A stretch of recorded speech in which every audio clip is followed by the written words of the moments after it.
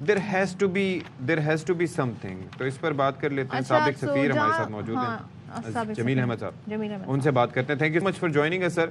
آپ ڈاکٹر جمیل صاحب یہ ذرا بتائیے گا کہ اس وقت میں بھی ظاہر ہے کہ ہم سارے دکھ کی کیفیت میں ہیں, جو الفاظ ہیں وہ بیان نہیں کر سکتے, جو ہمارے فیلنگز ہیں ان کا اظہار نہیں کر سکتے, اور آپ یہ جانتے ہیں کہ جو نمبرز رپورٹ ہو رہے ہیں اصل تعداد اس سے کہیں زیادہ ہوگی.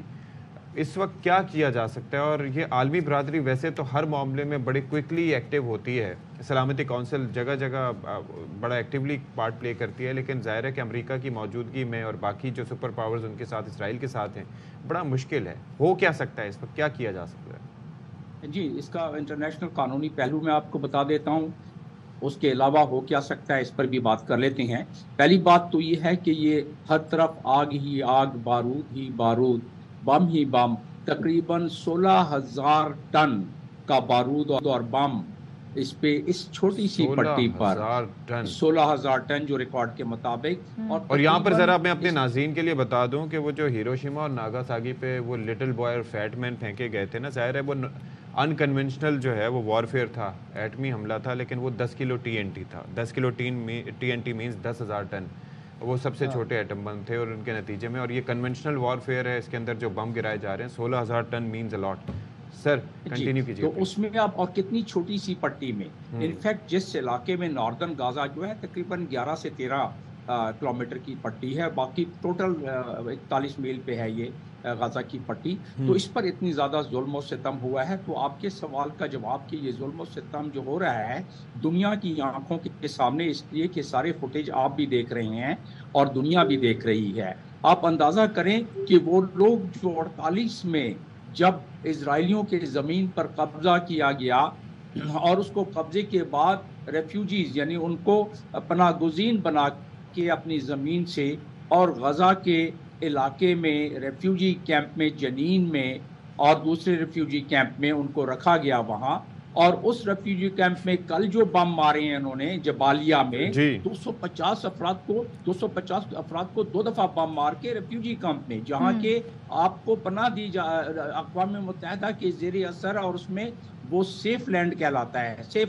تو وہاں بھی 250 بم مار کے اس کو, ان ریفیوجیز کو ہلاک کر دیا. تو آپ نے خود بتا دیا کہ دیکھیں یہ کارپیٹ بمبنگ, یہ ملبے کا ڈھیر جو انہوں نے بنا دیا ہے غزہ کو, اس کا کوئی تو مقصد ہوگا نا اسرائیل کا. اور اتنی بڑی سپورٹ امریکہ سپورٹ کر رہا ہے, پوری دنیا آہو فغاں کر رہی ہے, چیخ مار رہی ہے. دنیا کے درد دل رکھنے والے نہ صرف مسلم ممالک کے, ایون یہودی بھی شامل ہو گئے ہیں جو کہ صہیونیت سے اتفاق نہیں کرتے. جو یہودی اپنے مذہب کو پہ تو قائم ہے لیکن ان معاملے میں وہ اسرائیل سے اختلاف کرتے ہیں. کل امن کے چاہنے والے ہر جگہ ہر مذہب میں موجود ہیں اور وہ یہ چاہتے ہیں امن قائم ہو, لیکن یہاں پہ جو بڑا ڈفرینس ہے, جب ہم حماس کی بات کرتے ہیں تو ظاہر ہے وہ مزاحمت کر رہا ہے, لیکن جب اسرائیل یہ اٹیک کرتا ہے تو یہاں پہ گورنمنٹ کی طرف سے یہ اٹیک کیا جا رہا ہے, جو کہ ظاہر ہے تمام کنونشنز کے حساب سے, قراردادوں کے حساب سے یہ وار کرائمز میں آتے ہیں. اب یہ بتائیں یہ جا کے معاملہ رکے گا کہاں, کیونکہ 27 دن ہو گئے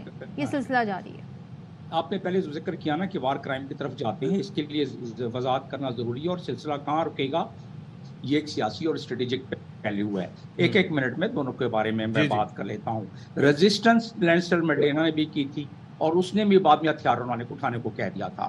اور اس کے علاوہ IRA نے بھی کی تھی. ایسٹ تیمور میں میں خود تعینات رہا ہوں اقوام متحدہ کی طرف سے, وہاں کی جو سب سے بڑے مزاحمت کار تھے شنانا گوسما, انہوں نے بھی کیا تھا. تو ریزسٹنس کی اجازت اقوام متحدہ کے جنرل اسمبلی کے ریزولوشن 2649 کے تحت اجازت ہے. ان گروہوں کو, ان علاقوں کو جن پر پہ تسلط ہو جائے دوسری کپائی کر لیں, کپائنگ فورسز کے خلاف, بالکل اجازت ہے یہ. اور دوسرے ملکوں کو بھی کہا گیا ہے کہ ان کی مدد کریں. لیکن بات تو یہی ہے کہ انٹرنیشنل قانون اپنی جگہ, انٹرنیشنل قانون کی اگر آپ بات کریں تو سیکیورٹی کاؤنسل کا ریزولوشن جس کو کہ انٹرنیشنل قانون کا درجہ حاصل ہے 242, اس کے تحت کہا گیا ہے کہ بھائی آپ 67 کی جنگ میں جو آپ نے زمینیں قبضہ کی ہیں اسرائیل کی, وہ واپس کرو, اپنی جگہ پر جاؤ. نہیں مانتے بلکہ اور اپنی سیٹلمنٹ بڑھاتے ہیں. میں اس پر آتا ہوں کہ پھر کیا کیا جا سکتا ہے. फिर उसके अलावा सिक्योरिटी काउंसिल का रेजोल्यूशन 2334 है, जिसके तहत आपने वार क्राइम की बात की सदफ, तो जिसके तहत अगर कोई एक्यूपायर उनकी ज़मीन पर मुसलसल कब्जा करता रहे और उनकी डेमोग्राफी चेंज करे जैसे कश्मीर में हो रहा है, तो इस रेजोल्यूशन के तहत वार क्राइम का आर्टिकल 8 अट्रैक्ट होता है, यानी कि वार क्राइम का इंटरनेशनल क्रिमिनल कोड के आर्टिकल 8 के तहत ट्राई किया जा सकता है। इस पे एडिशनल प्रोटोकॉल भी है, इस पे दुनिया कानून है। अब सवाल ये पैदा होता है कि दुनिया के कानून को इम्प्लीमेंट करने का तरीका क्या है। अक़वाम मुत्तहिदा का चार्टर जो है वो चैप्टर 6 और चैप्टर 7 उसके तहत मजबूर किया जाता है उन ममालिक को कि आप इसकी पासदारी करें, ये इंटरनेशनल कानून बन गया है। लेकिन ऐसा नहीं हो रहा ना। अच्छा, एक चीज मुझे बताइए, बेसिकली प्रैक्टिकल अप्रोच क्या होनी चाहिए? मैं जाहिर है कि हम कवानीन की तो बात करते हैं, लेकिन आपको पता है कि अक़वाम मुत्तहिदा जो है वो किसके हाथों में, वो एक अरसे से कहा जाता है कि जी अमेरिका की बांदी, अमेरिका की बांदी, अमेरिका की बांदी, हम अखबारों में पढ़ा करते थे। इस वक्त प्रैक्टिकल अप्रोच क्या होनी चाहिए, किस तरह से अपना इन्फ्लुएंस यूज़ किया जा सकता है? और क्या हमास के, ठीक है वो मज़ाहमत कर रहे हैं, लेकिन क्या उनके इक़दामात पे वहाँ पर उनकी बन नहीं पा रही, तो गज़ा के आवाम से उसका बदला लेना क्या मुनासिब अमल है?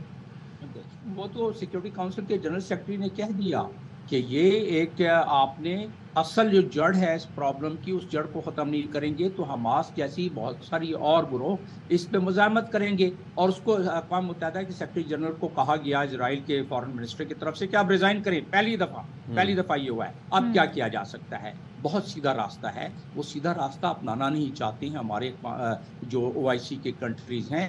OIC के चार्टर के अपने आर्टिकल 1 के 8वें जुज़ में दिया हुआ है कि आप फ़लस्तीन की मदद करेंगे और यरूशलेम में फ़लस्तीन का दारुल ख़िलाफ़ा कायम होगा। ये सिक्योरिटी काउंसिल का रेजोल्यूशन भी है। और उसके बाद आर्टिकल 9 के तहत ऐसे मामलात में इमरजेंसी सेशन सरबराहों का बुलाया जाएगा, जो कि OIC ने अभी तक नहीं किया। क्यों नहीं किया? क्योंकि OIC के सरबराहान की दिलचस्पी जो है और उनके मफादात वेस्ट में हैं, और वो अपने मफादात से हटकर अपने अवाम के जज्बात और मुसलमानों के जज्बात पे कम तवज्जो देते हैं, अपने मफादात पर ज़्यादा देते हैं, जिसकी वजह से OIC का आर्टिकल 9 के तहत इजलास नहीं बुलाया जा रहा है। तो हम अपने ही पैर पर कुल्हाड़ी मार रहे हैं, तो दूसरों से क्या गिला किया जाए? कुछ ना करें। मैं कब से कह रहा हूं इस मामले में, क्या बाइकआउट कर दें, जो कि इंटरनेशनली एक्सेप्टेबल है, बाइकआउट इजराइल का कर दें। सिर्फ एक मुस्लिम मुल्क ने अपने सफारती मिडिल ईस्ट में ज़्यादा इन्फ्लुएंस उनका है। ठीक है, थैंक यू सो मच। साबिक सफीर हमारे साथ थे डॉक्टर जमील।